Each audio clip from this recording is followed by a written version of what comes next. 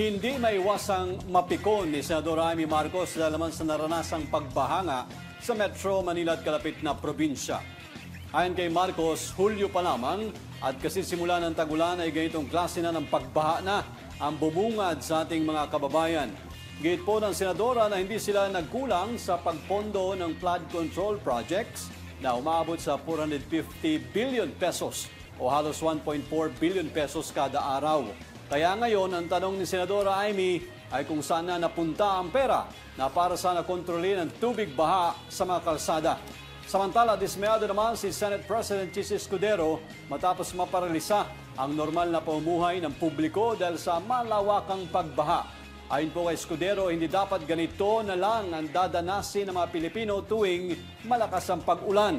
Git pa ng Senate President, sa panahong ito ay hindi na pwede yung pwede na at hindi na dapat kinukonsinti ang dating gawin.